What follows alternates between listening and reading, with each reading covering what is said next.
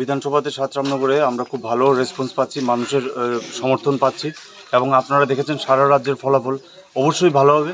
কারণ গতকালকে মমতা ব্যানার্জি আমাদের নেত্রী, পশ্চিমবঙ্গের মাননীয় মুখ্যমন্ত্রী, উনি এসছেন এবং পায়ে হেঁটে পুরো আগরতলা শহরে উনি হেঁটেছেন, পরিক্রমা করেছেন, ৭ রামনগর বিধানসভাও পরিক্রমা করেছেন এবং উপচে পড়া ভিড়, মানুষের জনঢল, মানুষের যে মমতা ব্যানার্জির প্রতি যে সমর্থন, ওনাকে দেখার জন্য, ওনাকে একবার ছুঁয়ে দেখার জন্য, সেটা উপলব্ধি করতে পেরেছি আমরা।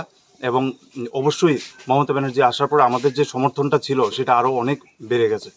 এবং ৭ রামনগর বিধানসভাতে গত 5 বছর ধরে, এর আগে 25 বছর সিপিএমের শাসন ছিল, সরকার ছিল, এবং গত 5 বছরে সিপিএমকে পাল্টানোর জন্য, দুর্নীতিমুক্ত হওয়ার জন্য, ভয়ভীতির থেকে মুক্ত হওয়ার জন্য মানুষ দিয়েছিল বিজেপিকে ভোট।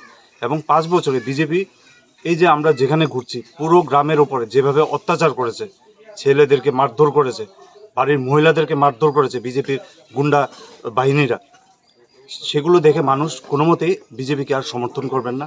এবং আমাকে এখানে একজন সমাজসেবী হিসেবে, আইনজীবী হিসেবে মানুষ এখানে চেনে এবং মানুষের পুরো সমর্থন আমার উপর রয়েছে। এবং আমি মানুষের কাছে এটাই কামনা করব যে আমাদেরকে আশীর্বাদ দিয়ে একবার বিধানসভাতে পাঠান, তারপরে দেখুন এলাকার উন্নয়ন বলতে কি কাকে বলে, এবং যা যা মমতা ব্যানার্জির দ্বারা প্রকল্প যেগুলো পশ্চিমবঙ্গের ছিল, সেগুলো আমরা ঘরে ঘরে মানুষকে পৌঁছে দিতে চেষ্টা করছি।